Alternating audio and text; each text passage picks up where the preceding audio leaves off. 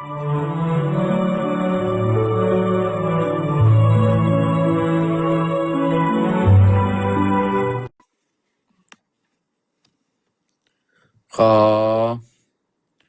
อบน้อมอย่างคุณพระแก้วเจ้าต่างสามประการอันมีคุณพระพุทธคุณพระธรรมคุณพระสังฆเจ้า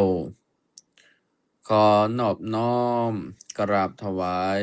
ความเคารพในเมตตาบารมีธรรม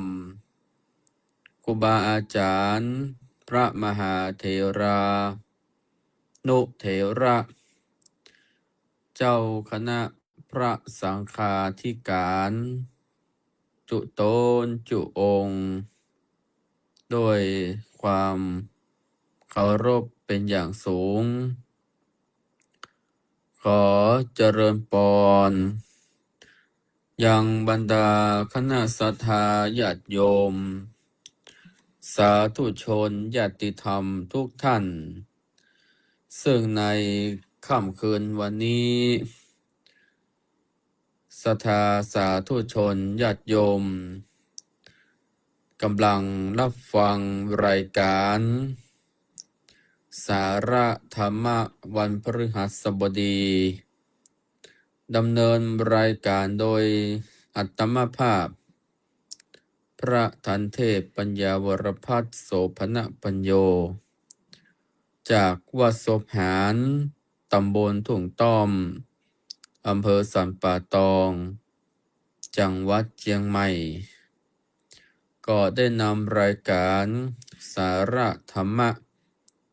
ได้พบปะกับบรรดาพุทธศาสนิกชนญาติโยมคนดีทุกท่านซึ่งในขณะนี้ญาติโยมก็รับฟังรายการผ่านทาง Facebook ผ่านทาง YouTube และผ่านทางสถานีวิทยุทุกเครือข่ายทั้งสถานีวิทยุ FM ทั่วประเทศและทั่วโลกในณขณะนี้ซึ่งบรรดาศรัทธาสาธุชนญาติโยมทุกท่านที่ได้ร่วมรับฟังรายการสามารถที่จะกดไลค์กดแชร์และส่งกำลังใจแด่อาตมาภาพในการจัดรายการ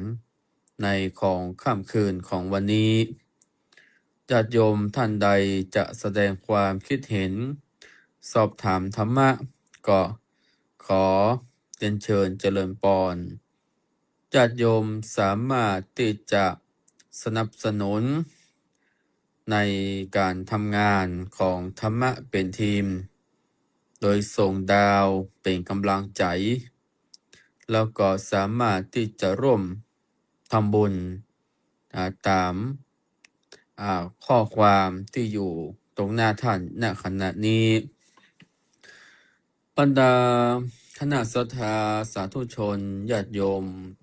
คนดีทุกท่านซึ่งเมื่อสัปดาห์ที่ผ่านมาอาตมาภาพได้นำรายการธรรมะโดยเฉพาะจะเป็นข่าวสารงานของทางคณะสงฆ์แล้วก็ข่าวสารงานเกี่ยวกับพระพุทธศาสนาได้มาเล่าสู่กับพี่น้องคณะศรัทธาสาธุชนญาติโยมทุกท่านซึ่งอาตมาภาพก็จะพูดถึงเกี่ยวกับงานต่างๆที่ญาติโยมรวมถึงคณะสงฆ์ได้มีการขับเคลื่อนงานแล้วก็ได้เผยแพร่นิวศรัทธาญาติโยมสาธุชนทั่วโลกได้รับทราบแล้วก็รับฟังกันเพราะว่าในทุกวันนี้ในงานส่วนของคณะสงฆ์นั้นก็มีทุกวันแล้วก็มีการทำงานโดยก็ต้องใช้กำลังพระที่รุ่นใหม่แล้วก็รวมถึงที่เข้าใจในการทำงานของต่างคณะสงฆ์ ซึ่งเมื่อสัปดาห์ที่ผ่านมานั้นก็อาตมาภาพจะเล่าสู่กับพี่น้องศรัทธาสาธุชนญาติโยมว่าโครงการที่ญาติโยมที่อยู่เป็นภาพญาติโยมอยู่ในเห็นณขณะนี้เป็นโครงการของชื่อว่าวัดประชารัฐสร้างสุขซึ่งเป็นโครงการที่ทางมหาเถรสมาคมได้กำหนดและเป็นแผนยุทธศาสตร์ของคณะสงฆ์ได้มีการขับเคลื่อนอยากที่จะพัฒนาวัดเป็นศูนย์กลางเรียนรู้และเป็นสถานที่สัปปายะมีความสะอาดร่มรื่นและเป็นบรมณียสถานรวมถึงเป็นการร่วมแรงร่วมใจในการทำงานบอกว่าจะเป็นในส่วนของทางวัดแล้วก็เป็นส่วนงานของประชาชนแล้วก็การทำงานของทางภาครัฐราชการในการที่จะเข้ามาในการทำงานร่วมกันโดยที่จะพึ่งพาอาศัยวัดเป็นเสาหลักในการที่จะเผยแพร่เพราะว่าโครงการนี้สามารถที่จะดึงประชาชนรวมถึงราชการได้เข้ามามีส่วนร่วมกันในส่วนของอำเภอสัมปะตองนั้นอาตมาภาพได้พูดเป็นประจำทุกครั้งว่าก็มีวัดที่มีการขับเคลื่อนและมีการบูรณาการในโครงการวัดประชารัฐสร้างสุขเมื่อสัปดาห์ที่ผ่านมาก็ไป4 วัดญาติโยมก็เป็นวัดที่ร่วมแรงร่วมใจในการพัฒนาวัดแล้วก็มีความสะอาดมีความร่มรื่นรวมถึงบางวัดก็จะมีพระสงฆ์อยู่รูปเดียวก็ในการทำความสะอาดนั้นก็เป็นที่ลำบากรวมถึงวัดก็มีอาคารเสนาสนะที่กว้างขวางบางครั้งพระสงฆ์รูปเดียวก็บ่สามารถที่จะดูแลทั่วถึงได้ก็ต้องเพิ่งพาอาศัยกับบรรดาชาวบ้านอุบาสกอุบาสิกาที่อยู่ต่างบ้านได้ช่วยกันในการทำความสะอาดรวมถึงก็ในส่วนของราชการนั่นก็จะมีทางเทศบาลมาช่วยดูแลรวมถึงนำเจ้าหน้าที่ในการทำความสะอาดบริเวณวัดเมื่อวัดมีความเป็นสะอาดเรียบร้อยเป็นสถานที่เป็นร่มรื่นเป็นลมณียสถานญาติโยมมากินมาตานก็จะม่วนอกม่วนใจกันถ้าวัดมีความร่มรื่นและมีความสวยงามดังนั้นก็นับได้ว่าวัดจะเป็นเสาหลักของชุมชนโดยเฉพาะ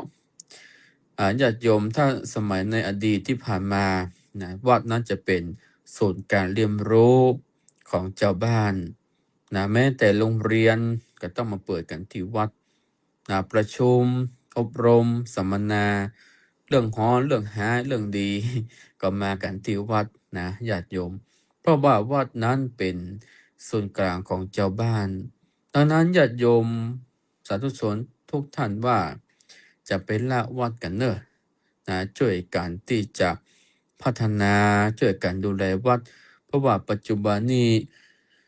จำนวนพระสงฆ์ก็น้อยลงเต็มทีพระสงฆ์สามเณรที่จะได้มาบวชอยู่ในวัดในวาในปัจจุบันนี้ก็บ่ค่อยมีนักใดญาติโยมดังนั้นอยากจะให้สาธุชนญาติโยมได้มีความตื่นตัว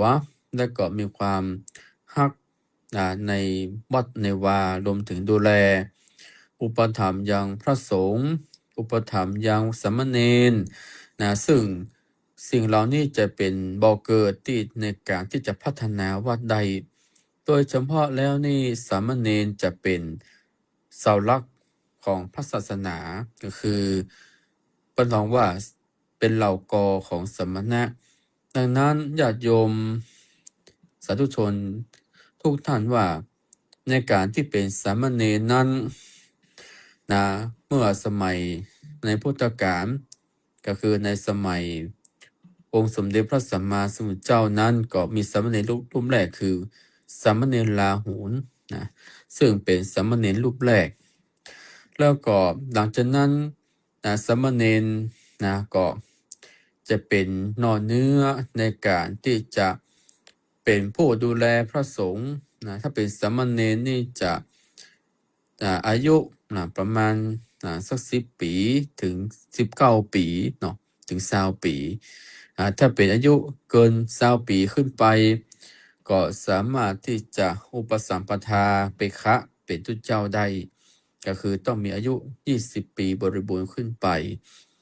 โดยเฉพาะแล้วนี่สามเณรจะเป็นผู้ที่จะอยู่ใกล้ชิด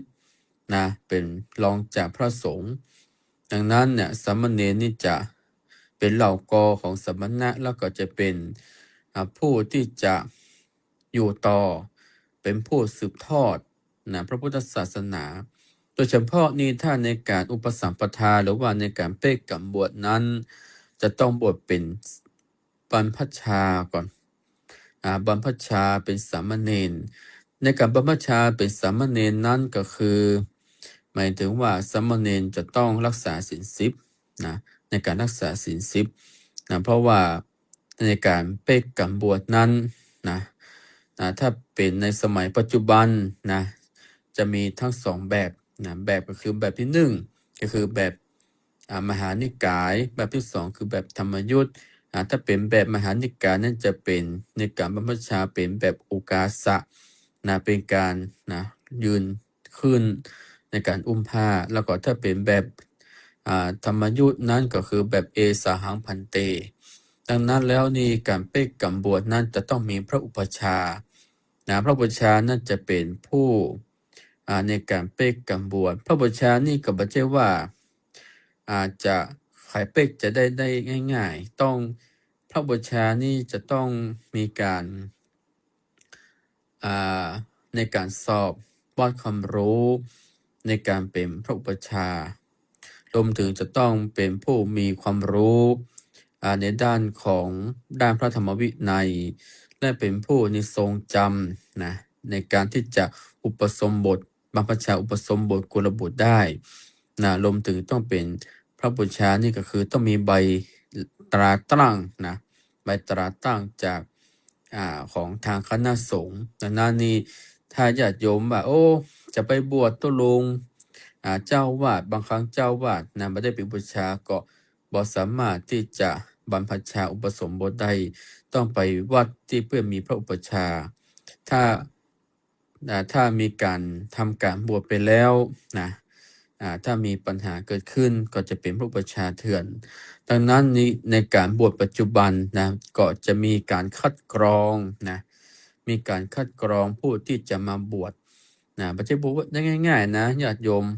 ต้องมีการคัดกรองก่อนเมื่อคัดกรองแล้วต้องได้รับผ่านก็คือพระอุปชาในการบวชนั้นก็อาจจะบวชเป็นของสามเณรเนาะแต่คือในการรักษาศีล10ก่อนเมื่อในการบรรพชาเป็นสามเณรบางครั้งสามเณรบวชอายุบางครั้งบางทีบ้านเฮานี่เพิ่นบอกว่าถ้าจบป .6 เนาะคือลูกไปบวชเป็นสามเณรเน้ออยู่วัดอยู่วาแต่ก่อนนี้ญาติโยมการที่จะบวชจะไม่ได้บวชง่ายๆจะต้องไปนอนอยู่วัดเป็นขโยมก่อนต้องเป็นขโยมเป็นขโยมในที่นี้ก็คือว่าต้องไปท่องจำในการบวชท่องสวดมนต์ถ้าสมัยเมื่อก่อนนี่เพิ่นจะฮือในการเพิ่นฮ้องว่าอ่านตัวเมืองญาติโยมสมัยเมื่อก่อนนี่เป็นขโยมนี่นะเพิ่นจะเอาสามเณรหรือว่าเอาขโยมมาท่องตัวเมืองก่อนท่องตัวเมืองเขียนตัวเมืองแหมบ่ป้อมาท่องสามเณรสิกขาบทแหมแล้วก็มาท่องบทในการบวชในการบรรพชารวมถึงในการซักซ้อมอย่าโยมไม่ใช่บวชง่ายๆสมัยอดีตสมัยครูบาอาจารย์อย่างอาตมาภาพนี่เป็นขโยมก่อน เป็นขโยมเสร็จก็ต้องอยู่วัด1 ปีญาติโยมรวมถึงดูแลพระเนรเห็นน้อยที่เปิ้นบิณฑบาตจะต้องดูแลปฏิบัติรับใช้เพี้ยวปัดกวาดอารามรวมถึงขโยมนี่จะเป็นผู้ดูแลแล้วก็รวมถึงนี่สมัยเมื่อก่อนนี่ เปิ้นน้องว่าต้องเมื่อค่ำเมื่อคืนนี่จะต้องในการท่องบทสวดมนต์ท่องตำราเรียนเนาะในทางวัดนะแล้วก็รวมถึงในการฝึกในเมื่อในการฝึกเรียบร้อยญาติโยมในสมัยเมื่อก่อนนั้น10-20 ปีก็จะมีการสอบขยมญาติโยมปัจจัยบนง่ายๆนะในต้องในการสอบเป็นขยมก่อน ถ้าสอบขยมผ่านนี่นะแปลว่าบวชได้ บวชเป็นสามเณรได้ญาติโยมในเมื่อเพื่อมีการสอบเป็นขยมสอบผ่านเสร็จปุ๊บนี่เนาะเอาละเตรียมตัวเนอะคนนี้ได้บวชละโอ้ได้บวชเป็นเณรญาติโยมบวชเป็นเณรเสร็จปุ๊บนะจะต้องในการเรียนนักธรรมนะเรียนนักธรรมจันตรีจันโทจันเอกนะมันจบท่องบทสวดมนต์บท7 ตำนาน12 ตำนานท่องบทคาถาธรรมนะเทศนาธรรมรวมถึงธรรมเทศธรรมพื้นเมืองเหนือนะในการที่เป็นสามเณรในปัจจุบันนี้ถ้าสามเณรบวชปุ๊บจะต้องไปเรียนนักธรรมนะต้องไปเรียนด้านปริยัติสามัญนะในการเรียนปริยัติสามัญนี่ก็คือตั้งแต่ชั้นม.1 ถึงชั้นม.6เนอะญาติโยมนะแต่ไปเรียนหนังสือนะเดี๋ยวนี้มีละโรงเรียนพระปริยัติธรรมในการเล่าเรียนหนังสือนะตั้งแต่ชั้นม.1 ถึงชั้นม.6ถ้าจบจากชั้นม.6แล้วก็ต่อปริญญาตรีปริญญาโทปริญญาเอกต่อไปในเมื่อในการบวชเป็นสามเณรเรียบร้อยนะญาติโยมเมื่ออายุครบ20 ปีแล้วนะก็เป๊กเป็นตัวเจ้าเป็นตัวเจ้าแล้วก็สามารถที่จะเป็นนอเนื้อของพุทธศาสนาของพระพุทธศาสนาแล้วก็เป็นนอเนื้อของเป็นลูกศิษย์ของพระพุทธเจ้าในการที่จะเผยแผ่ธรรมะรวมถึงที่จะได้ดูแลวัดวาอารามดังนั้นนี่อาตมาภาพขอฝากญาติโยมว่าช่วยกันเด้อช่วยกันดูแลยังสามเณรช่วยกันดูแลยังพระสงฆ์องค์เจ้าที่ในการที่จะอยู่ในบวรพระพุทธศาสนานะซึ่งวัดวาอารามนั่นจะเป็นศูนย์กลางนะเพราะว่าถ้าเรามีพระเนนนะในการดูแลวัดวาอารามเขาก็มีความสุขอกสุขใจญาติโยมนะสมัยเมื่อก่อนนี่วัดไหนนี่มีพระเนนนี่เกินกว่า5 รูปขึ้นนะถ้าวัดใดมีพระเกิน5 รูปนะถือว่าครบองค์สงฆ์ละนะมีสามเณรนักนะผมบอกว่าจะดูแลวัดวาอารามรวมถึงก็จะโยมนะมีอย่างก็แบ่งปันกันไปกินทานกันไปนะดูแลพระเนนบางครั้งบางทีศรัทธาญาติโยมบริเวณในวัดเนี่ยก็คือเป็นส่วนหนึ่งที่จะเปิ้นฮ้องว่าเป็นของสงฆ์นะในเขตสี่แจ้งกำแพงวัดนี่คือเป็นของสงฆ์ในการว่าเป็นของสงฆ์นี่หมายถึงว่าอย่างเป็นเขตที่พระสงฆ์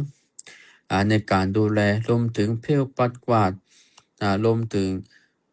ในเขตของสงฆ์อันก็จะมีเขตวิสุงคามสีมาก็จะมีเขตในการทำสังฆกรรมดังนั้นบริเวณสี่แจงกำแพงวัดนี่จะเป็นเขตของสงฆ์เนอะญาติโยมก็ฮือความเคารพนะฮือความนับถือแล้วก็ฮือเกียรติแล้วก็ควรมีความระมัดระวังที่ว่าอันนี้เป็นเขตของสงฆ์ถ้าญาติโยมไปแล้วนี่ก็จะมีการแบ่งเขตแบ่งเขตหนึ่งคือเขตพุทธวาสเขตอันที่สองคือเขตสังฆวาสเขตที่3ก็คือเป็นเขตธรณีสงฆ์อย่างอีกถ้าเป็นเขตสังฆวาสนี่จะเป็นที่พระสงฆ์อยู่จำพรรษาเป็นที่รับที่นอนของเปิ้นถ้าเป็นเขตพุทธวาสก็คือในแก่มีวิหารมีอุโบสถมีองค์พระธาตุเจดีย์นี่เป็นต้นนี่คือเป็นเขตพุทธวาสดังนั้นแล้วก็จะมีการแบ่งเขตกันถ้าเป็นแบ่งเขตของสงฆ์นี่ญาติโยมเพิ่นบอกว่าบ่สามารถที่จะให้ไผเข้าไปรบกวนท่านได้แม้แต่จะเป็นที่รับที่นอนก็ดีเพราะว่าก็จะมีการแบ่งเขตดังนั้นแล้วนี่สี่แจ้งกำแพงว่านี่เป็นเขตของสงฆ์เนอะ ดังนั้นเราก็คือความเคารพคือความศรัทธารวมถึงคือมีความระมัดระวังตัวศรัทธาญาติโยมเพราะว่าบริเวณวัดนั้นเป็นเขตที่อภัยทานแม้แต่จะมีการทำร้ายก็ต้องเว้นแม้แต่จะมีการดื่มสุราแม้แต่จะมีการพนันขนงดไม่ควรจะมีแล้วก็รวมถึงกิจกรรมต่างๆต้องมีการแยกกันเกิดขึ้นอันนี้คือเป็นภายใต้ของโครงการวัดประชารัฐสร้างสุขที่อยากจะให้ทุกอย่างเกิดความเรียบร้อยดีงามรวมถึงญาติโยมแหมประการหนึ่งก็คือว่าในเมื่อมีแบบนี้เกิดขึ้นในการดูแลวัดวารามเพียวปัดกวาด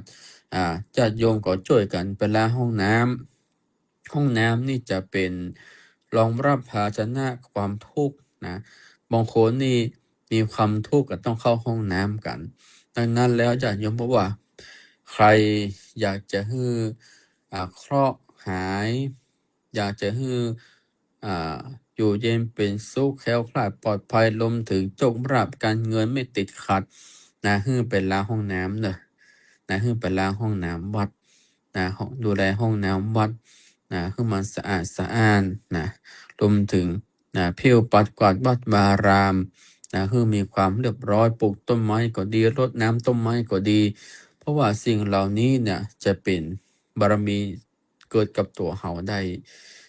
ช่วยดูแลวัดวารามรวมถึงเพี้ยวปัดกวาดวัดวารามบางครั้งบางทีเห็นใบไม้ตกก็ต้วยกวาดไม่ใช่ว่า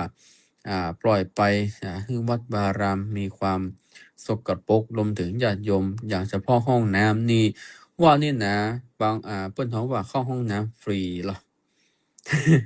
ห้องน้ำฟรีดังนั้นไม่ให้เป็นหนี้สงฆ์เพราะว่ามาให้เป็นหนี้สงฆ์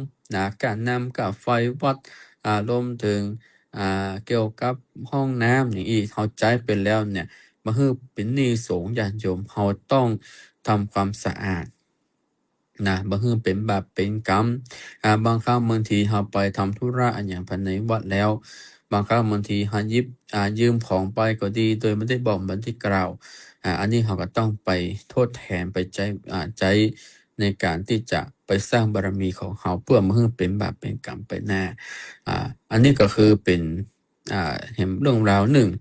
ที่ธรรมาภาพได้นำมาอู้มาจากกับสถานญาติโยมว่าดังนั้นเขาช่วยกันที่จะต้องดูแลวัดวาอารามรวมถึงบวรพระวสนาพระภิกษุสามเณรโดยเฉพาะแล้วสามเณรนี่จะบ่ค่อยมีญาติโยมหายไปนักเมื่อก่อนนี่วันพระชาสามเณรพระดูร้อนเป็น10เป็น20เป็น100บัดเดี๋ยวนี้ก็ค่อยหายไปเพราะว่าไปตามเปิ้นฮ้องว่าไปตามกระแสนิยมไปตามของโลกปัจจุบันดังนั้นแล้วก็ใครมีลูกมีหลานอยากจะให้สืบทอดแล้วก็อยากจะให้ดูแลวัดวารามช่วยกันเอาลูกเอาหลานมาบวชบำเพ็ญชาเป็นสามเณรเป็นตุเจ้าที่จะได้สืบพระศาสนาไปหน้ารวมถึงญาติโยมอย่างภารกิจงานคณะสงฆ์เฮานี่ก็มีหลายด้านด้วยกันมีหลายด้านโดยเฉพาะณปัจจุบันนี้ที่ญาติโยมที่รับชมรับฟังอยู่นี่เป็นงานด้านการเผยแพร่ดังโดยเฉพาะนี่ท่านพระครูโสพลปริยัติท่านครูบาอาจารย์ทุกตนทุกองค์ได้มานั่งจำรายการธรรมะรับอรุณก็ดีรุ่งอรุณก็ดีรวมถึงธรรมะทุกค่ำคืนนี่ครูบาอาจารย์ล้วนแล้วเป็นผู้ที่มีความเสียสละญาติโยมผู้มีความเสียสละที่ในการที่นำรายการถ่ายทอดสดนี่ให้ญาติโยมอยู่ต่างบ้านให้ญาติโยมอยู่ต่างในรถก็ดีทุกคนได้รับชมรับฟังกันโดยเฉพาะรายการนี้ญาติโยมสามารถฟังได้ทุกที่ ฟังได้ทุกที่ดังนั้นนี่ครูบาอาจารย์ท่านได้นำธรรมะได้นำมาไลฟ์สดเผยแพร่ให้ญาติโยมได้เห็นนี่คือเป็นผู้ที่มีความเสียสละญาติโยมเสียสละ ในการที่จะเอาธรรมะสู่จิตใจพี่น้องประชาชนนะเอาจิตใจเข้าสู่ในอกในใจของเจ้าบ้านได้โดยเฉพาะญาติโยมคนเฒ่าคนแก่นี่นะเปิ่นจะเอาวิทยุฟังธรรมะเป็นตัวนะเปิ่นจะฟังเปิ่นเอารายการวิทยุนี่เปิดฟังไปตัวฟังทุกเจ้าอู้ไปตัวฟังทุกเจ้าเตะไปตัวอีนะญาติโยมที่อยู่ตั้งบ้านก็รับฟังกันไปนะฟังเข้ารับสะดุ้งตื่นกํนะเพิ่นถามว่าเจ้าละนะอันนี้คือเป็นรายการที่อยู่กู้กับพี่น้องศรัทธาญาติโยมดังนั้นอยากจะขอฝากกับบรรดาสาธุชนญาติโยมทุกท่านนะที่รับชมรับฟังอยู่ทางบ้านนะช่วยกันที่จะอุปถัมภ์ยังรายการรวมถึงช่วยอุปถัมภ์ยังครูบาอาจารย์ชุตนชุองค์ที่ในการจัดรายการในครั้งนี้ตัวนะเพราะว่ารายการนี้ก็ญาติโยมสาธุชนทุกท่านเป็นรายการธรรมะผ่านทาง Facebook ทางไลฟ์ YouTube ก็ดีคือสถานีทุกเครือข่ายญาติโยมก็ได้รับชมรับฟังกันไปโดยเฉพาะแล้วนี่เมื่อสมัยเมื่อก่อนอย่างอาตมาภาพนี่เมื่อก่อนเป็นเนนญาติโยมจะไปจับรายการสถานีวิทยุต้องเอารถไปนั่งจัดที่สถานีก่อนนะต้องนั่งรถไปจัดรายการสถานีวิทยุในสมัยเมื่อก่อนที่อาตมาภาพเนี่ยต้องเอานั่งรถนะไปจัดสถานีวิทยุเมื่อก่อนนี่ออกรายการของพระประธานโดยน้อยญาติโยมต้องนั่งรถจากสัมปตองเนี่ยไปโดยน้อยนะไปโดยรอนะบางครั้งบางทีก็ไปจัดที่ว่าปากทางเจริญพ่องนะที่ท่านพระครูอภิวัตวิกรมนี่เป็นต้นจะต้องไปนั่งจำรายการถึงตีญาติโยม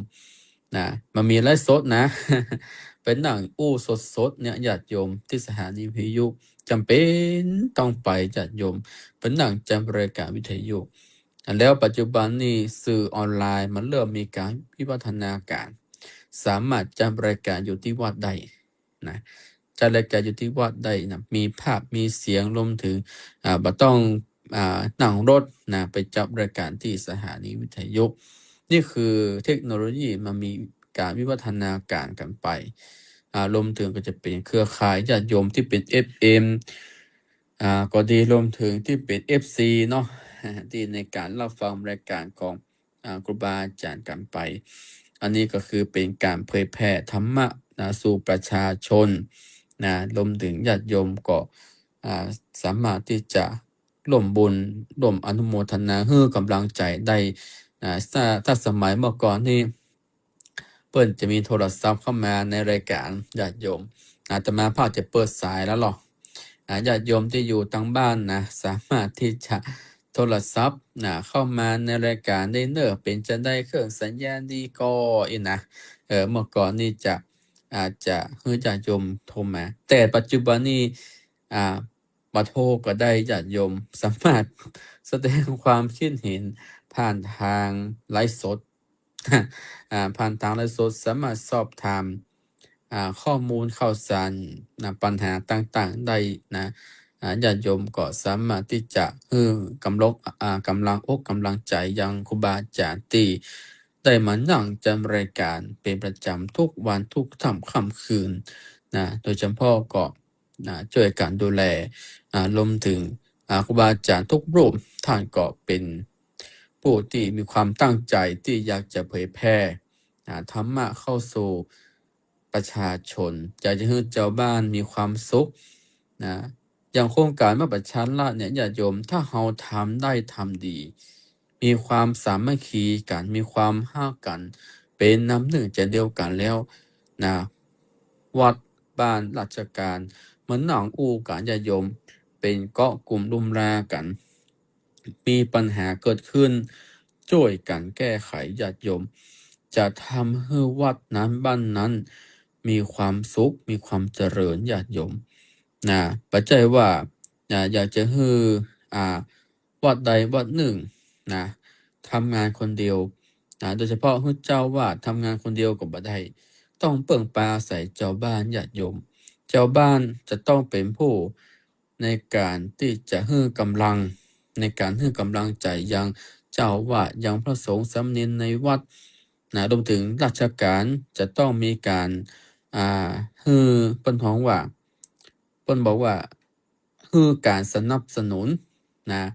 ยังวัดวาอาราม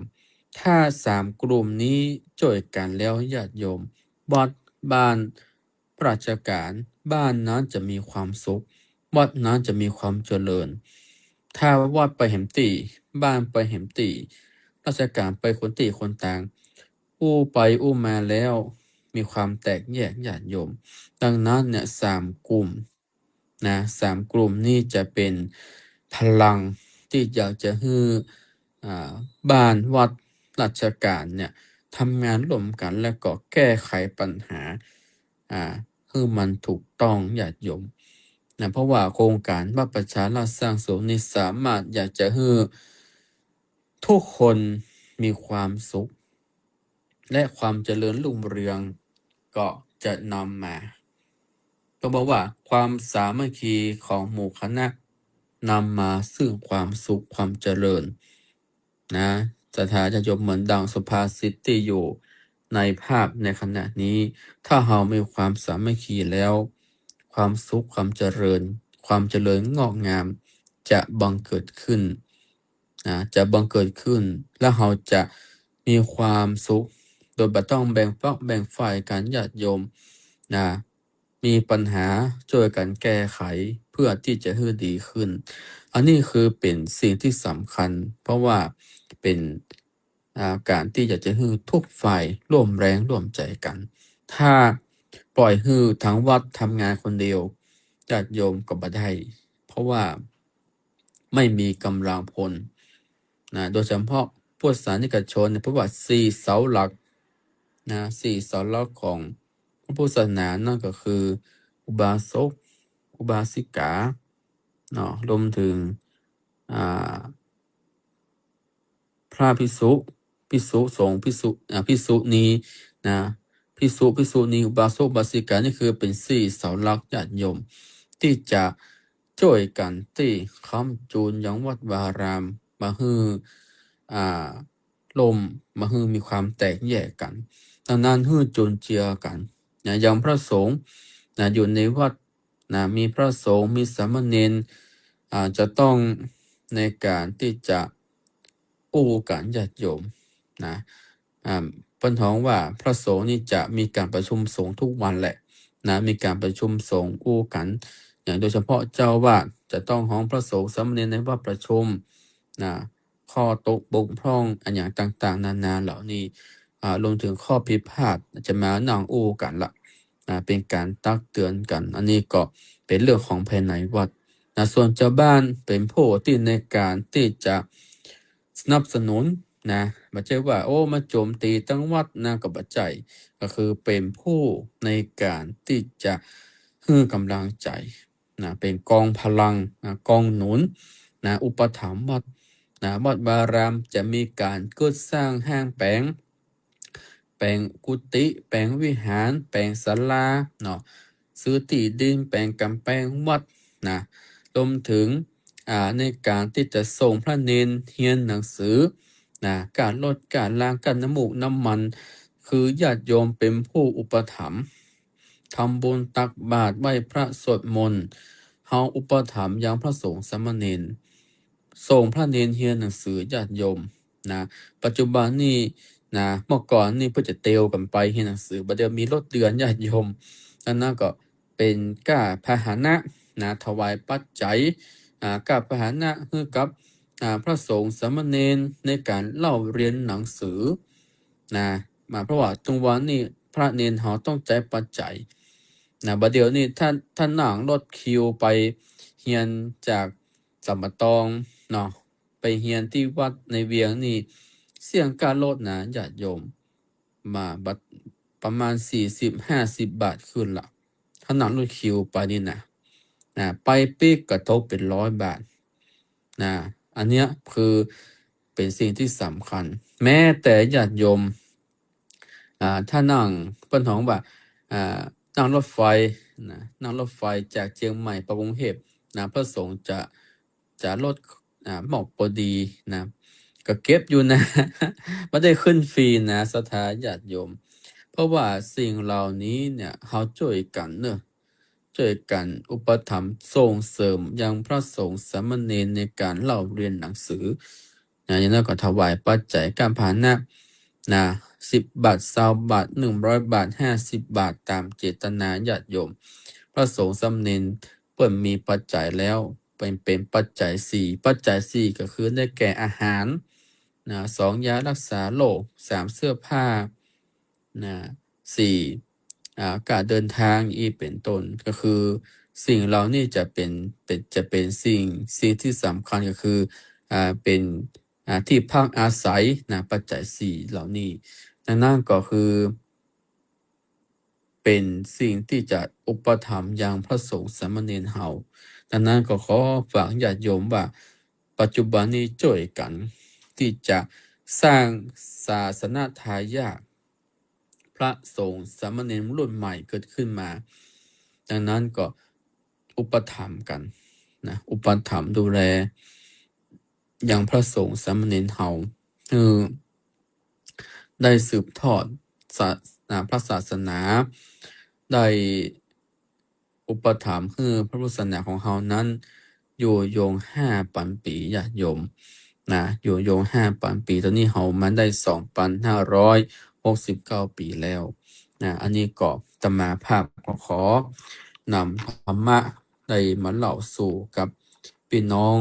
คณะศรัทธาสาธุชนญาติโยมทุกท่านซึ่งในวันนี้อาตมาภาพจะนำเรื่องราวสาระบุคคลสำคัญ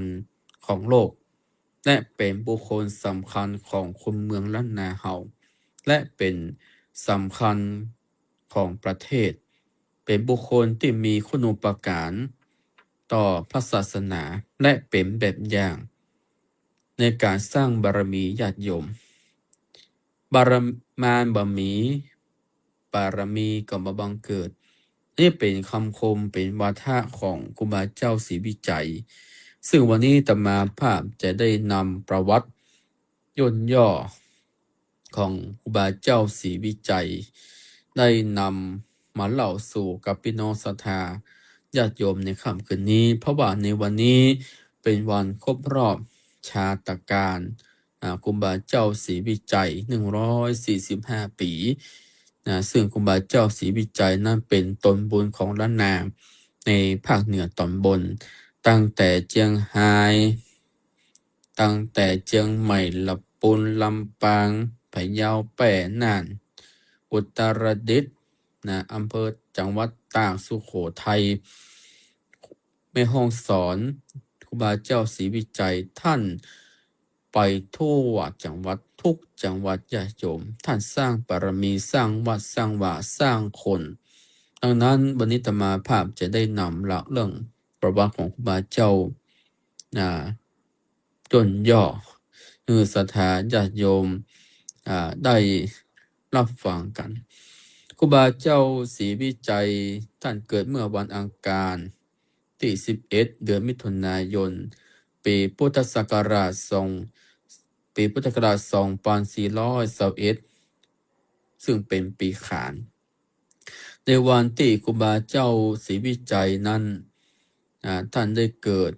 ดมีลมพายุฟ้าฝนตกลงมาอย่างรุนแรงก็เลยตั้งชื่อว่าเป็นอินตาเฟืองหรือว่าเป็นไอ้ฟ้าห้องซึ่งบิดามารดาของครูบาเจ้านั่นคือบิดาชื่อว่าป่อควายส่วนมารดาชื่อว่าแม่อุษาซึ่งบิดามารดาของครูบาเจ้าศรีวิจัยนั้นท่านเป็นผู้ในการที่ดูแลลูกแล้วก็รวมถึงเป็นค่อนข้างที่จะมีฐานะที่ยากจนในสมัยนั้นเมื่ออายุได้18 ปีครูบาเจ้าศรีวิจัยท่านได้ที่อยากจะบวชที่อยากจะบวชทดแทนพ่อคุณพ่อพ่อคุณแม่แล้วก็อยากจะเผยแผ่ตามดำเนินของพระสัมมาโคดม ท่านก็ได้ขอลาจากพ่อจากแม่ไปบวชอยู่ที่วัดบ้านปางได้ศึกษาเล่าเรียนเมื่อบวชเป็นสามเณรแล้วโดยมีครูบาชื่อว่าครูบาขัตติยะซึ่งเป็นครูบาของครูบาเจ้าในการที่เป็นสามเณรในสมัยนั้น เมื่อจากนั้นอยู่กับครูบาขัตติยะก็ได้เล่าเรียนศึกษาธรรมะเสร็จเรียบร้อยเมื่ออายุได้21 ปีครูบาเจ้าก็ได้อุปสมบทที่อุโบสถวัดบ้านโฮงหลวงอำเภอบ้านโฮงจังหวัดลำพูนโดยมีครูบาสมณะวัดบ้านโฮงหลวงเป็นพระอุปัชฌาย์จนได้รับนามฉายาว่าสิริวิชโยแล้วก็ได้นำบรรยายว่าเป็นพระศรีวิจัยชื่อเสียงของครูบาเจ้าศรีวิจัยนั้นท่านได้เผยแพร่ไปทั่วทุกที่ทุกแห่งท่านได้สร้างคุณูปการได้สร้างบารมีได้สร้างวัดสร้างวาหลายวัดด้วยกันโดยเฉพาะสร้างหนทางขึ้นดอยสุเทพสร้างวิหารวัดพระสิงห์วัดสวนดอกรวมถึงท่านได้บูรณะปฏิสังขรณ์วัดวาอารามต่างๆจนได้รับสายานามว่าเป็นตนบุญแห่งล้านนา หลังจากนั้นครูบาเจ้าศรีวิจัยเมื่อท่านได้เผยแพร่หรือว่าได้สร้างคุณูปการเพราะว่าจะเป็นงานด้านปกครองถ้างานด้านสาธารณูปการงานด้านสาธารณสงเคราะห์ท่านได้สร้างมีผลงานฝากไว้ทั่วทุกที่ทุกแห่งวัดวาอารามญาติโยมถ้าญาติโยมคนใดที่เกิดได้ยินประวัติของครูบาเจ้าศรีวิจัยแล้ว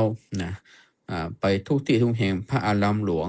บอกว่าจะเป็นวัดศรีคมคำเมืองพะเยานี่เป็นต้นพระหัตถ์โดยตรงนี่ครูบาเพื่อก็ไปสร้างเหมือนกัน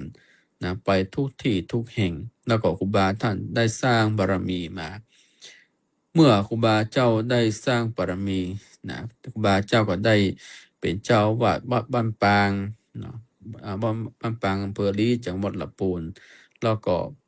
ท่านได้เป็นมีลูกศิษย์ลูกหานักญาติโยม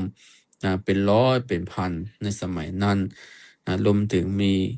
ศรัทธาสาธุชนเมื่อก่อนนี่บะมีโทรศัพท์บะมีแล้วก็เครื่องมือสื่อสารเทคโนโลยีนี่บะมีญาติโยมรวมถึงจะเป็นการประกอบเชิญชวนญาติโยมไปสร้างหนทางขึ้นดอยสุเทพนี่บะมีเพื่อกับทำแผนภาพใบปลิวไปทั่วคนใดที่รู้กิตติมศักดิ์ของครูบาเจ้าศรีวิจัยก็ป้ากันไปสร้างถนนหนทางภายในบักกี่เดือนก็เสร็จญาติโยมหลังจากนั้นครูบาได้สร้างบารมีมาเมื่อถึงวันที่21 กุมภาพันธ์ปี 2481ครูบาก็ได้ถึงแก่มรณภาพลงณวัดบ้านปางอำเภอลีจังหวัดลำพูนสิริอายุครูบาได้60 ปี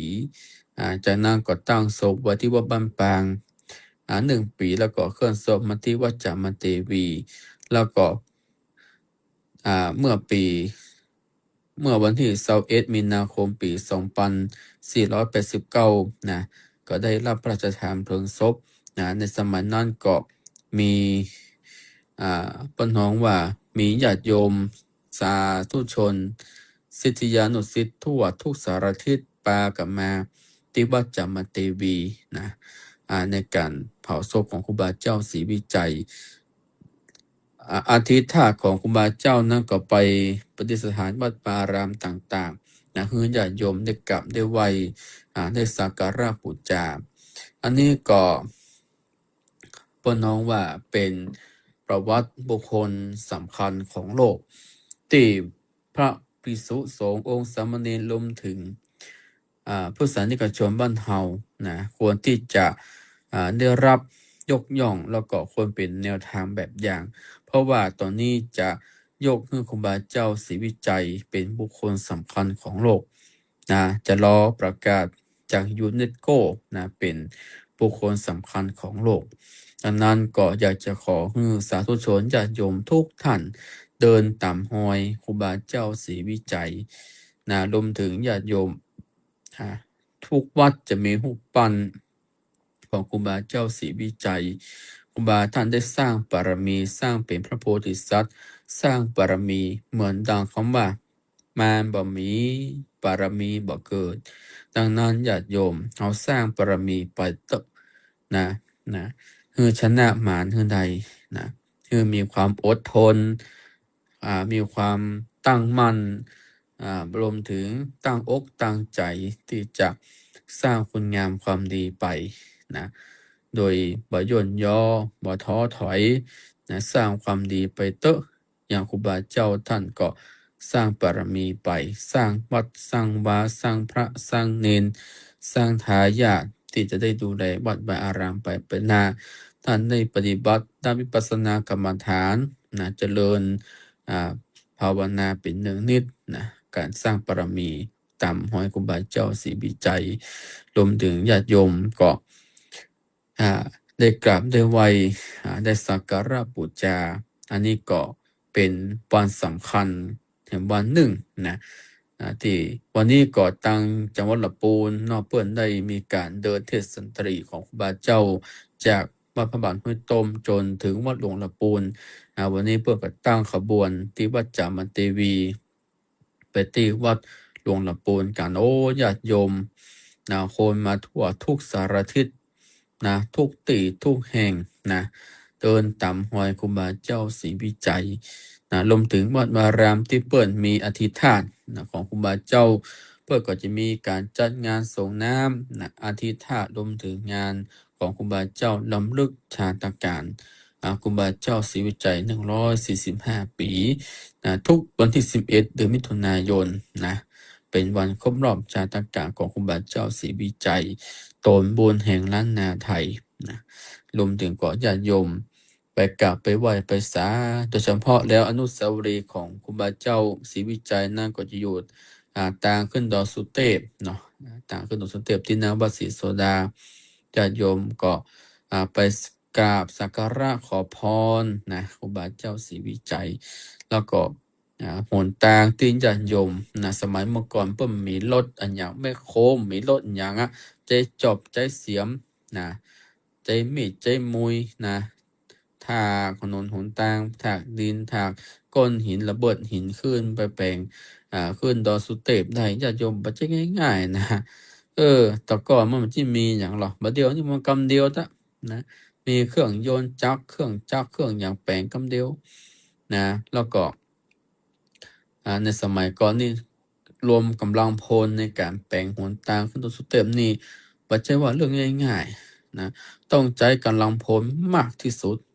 นะญาติโยมคนใดที่ถ้าคนเฒ่าคนแก่แต่ก่อนเนาะนะพ่ออุ้ยแม่มอนก็ดีที่เปิดหูก็จะเล่าประวัติให้หัวหาได้ฟังกัน แล้วภาพจะเป็นบุคคลประวัติศาสตร์ญาติโยมแต่เป็นบุคคลประวัติศาสตร์ที่จะให้คนรุ่นใหม่เขาได้เดินตามแนวทางของครูบาเจ้าศรีวิจัยโดยเฉพาะนี่พระสงฆ์ที่เป็นบุคคลสำคัญของโลกก็คือหลวงปู่มั่นภูริทัตโตอันนี้ก็ได้รับประกาศละจากยูเนสโกนะเป็นบุคคลสำคัญของโลกตอนนี้เขาจะอยากจะโยกให้ครูบาเจ้าศรีวิจัยนะเป็นบุคคลสำคัญของโลกนั่นก็เดินตามหอยครูบาเจ้าไปเนอะญาติโยมสร้างบารมีไปนะเมื่อสัปดาห์ที่ผ่านมาอาตมาภาพได้เตะธรรมชื่อว่าทำบารมีปัญจันทร์นะญาติโยมเนี่ยเป็นครูบาเจ้าได้แต่งแต้มขึ้นมารวมถึงการสร้างบารมีญาติโยมต้องมีความอดทนบ่ท้อถอยบ่ท้อแท้สร้างไปเตอะญาติโยมไผมาหูไผมาหันเทวดาหูหันญาติโยมคุณงามความดีก็จะจารึก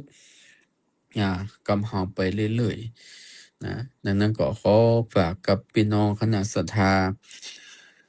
ญาติโยม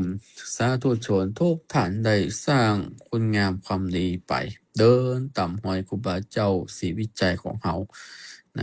การสร้างบารมีนี่สร้างไปเรื่อยๆ รวมถึงช่วยการดูแลวัดวาอารามอุปถัมภ์ยังพระสงฆ์สามเณรที่จะได้สืบทอดอายุพระพุทธศาสนานะ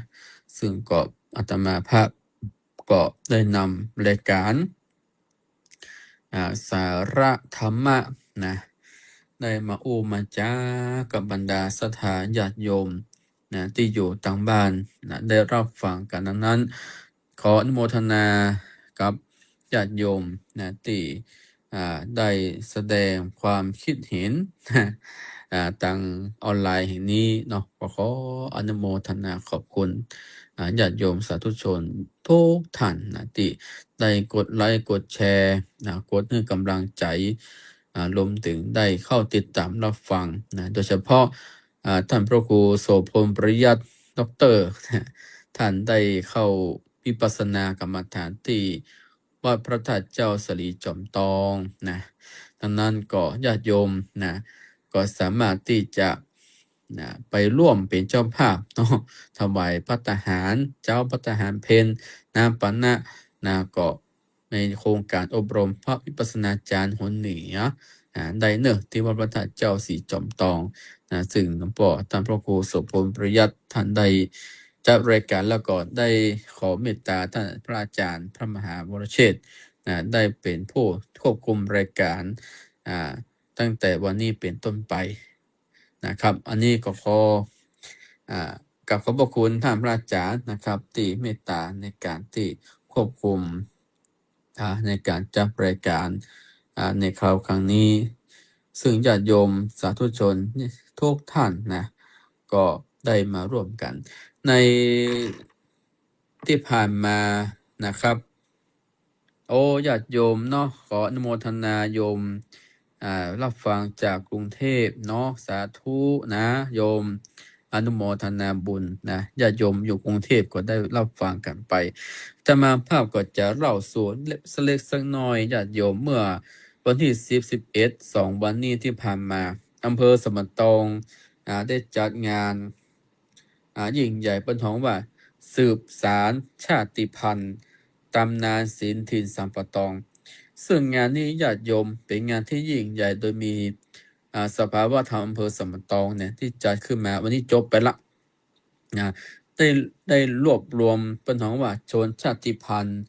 ในอำเภอสมตองบอกว่าจะเป็นพี่น้องเจ้ารั้วพี่น้องเจ้าเขินพี่น้องเจ้ายองเนาะรวมถึง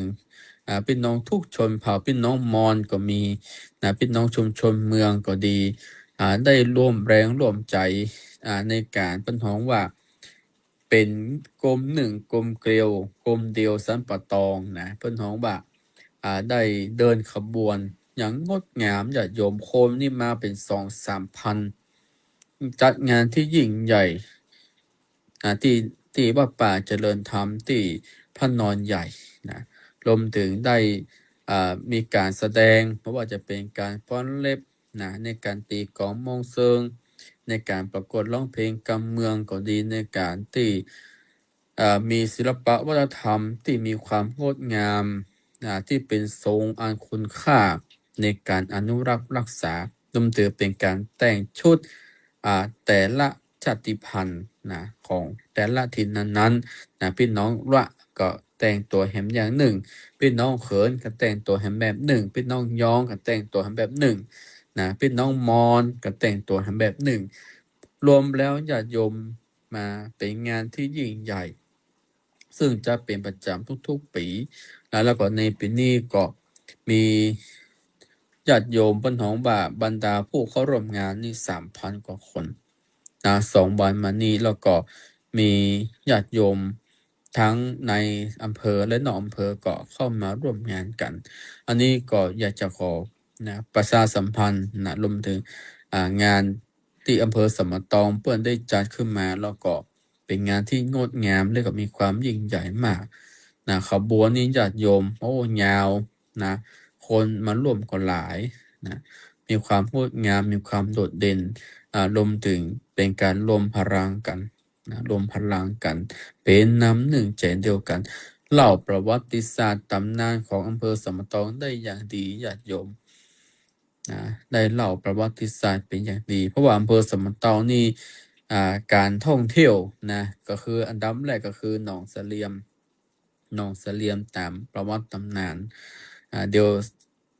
บรรพัดหน้าอาตมาภาพจะนำมาเล่าให้ญาติโยมได้ฟังกันนะ ประวัติหนองเสลียมรวมถึงพระนอนพระนอนใหญ่นะคือพระนอนองค์ใหญ่คือจะอยู่ที่วัดป่าเจริญธรรมเป็นพระนอนที่มีความศักดิ์สิทธิ์ญาติโยมขอพรอันอย่างนี้นะได้สมดังปรารถนาหมดเป็นพระนอนที่องค์ใหญ่ที่สุดในจังหวัดเชียงใหม่ในภาคเหนือญาติโยมอยู่ในคำขวัญเผื่อของอำเภอสมตองนะแล้วก็จะมีเมืองเก่าคือเวียงตาการ เป็นเมืองนาด่างของฮันนิพุนชัย เป็นเมืองที่มีความเก่าแก่ แล้วก็มีประวัติศาสตร์ที่อันจะลึกทรงคุณค่าไว้ อันนี้ก็จะเป็นเรื่องราวประวัติศาสตร์ตำนานของอำเภอสมตองแล้วอำเภอสมตองนี่จะเด่นดังในเรื่องของข้าวเหนียวเนี่ย ข้าวนึ่งอีกนะข้าวเหนียว เพราะว่าข้าวนึ่งสมตองนี่จะดังญาติโยมนะถ้าญาติโยมภายได้กินข้าวนึ่งสมตองนี่โอ้ล้ำนะมาเสียใจนะดังนั้นก็ข้าวนึ่งสมตองนี่จะเป็นอันโดดเด่นแล้วก็เป็นเอกลักษณ์นะขอ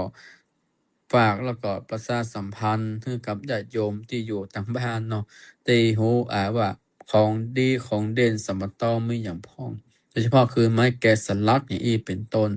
นะรวมถึงข้าวนึ่งข้าวเหนียวนะญาติโยมท่านใดอยากมาแอวพอสมตองมาแอวได้เนอะนะแอวหนองเสลี่ยมก็ดีแอวเบียงตากการเนาะแอววัดป่าเจริญธรรมพระนอนใหญ่รวมถึงมาซื้อข้าวเหนียวสัมปะตองไป อันนี้ก็เป็นข่าวสารงานที่อาตมาภาพได้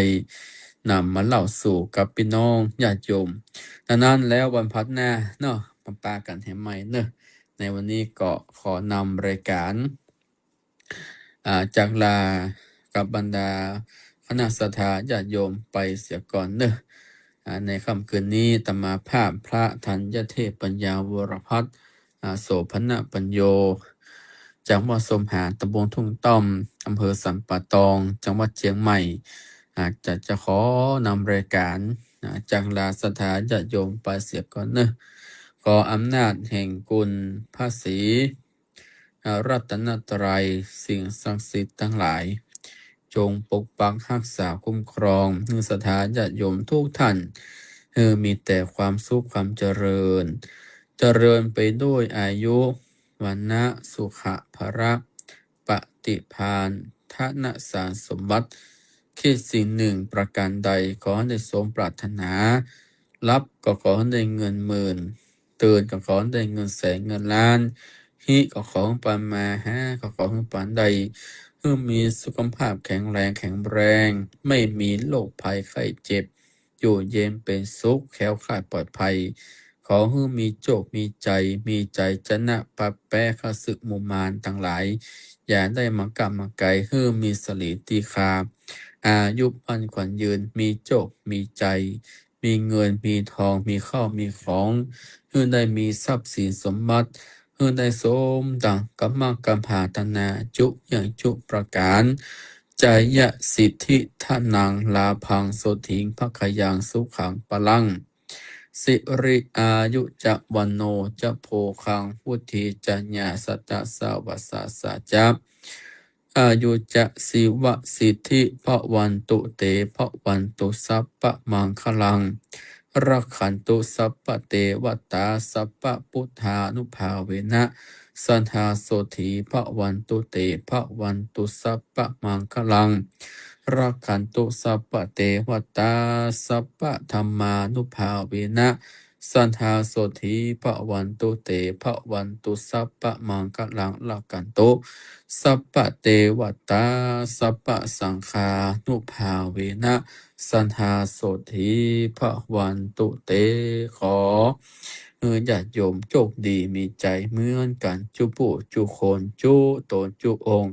ขอกับไวสาและขอเจริญปอน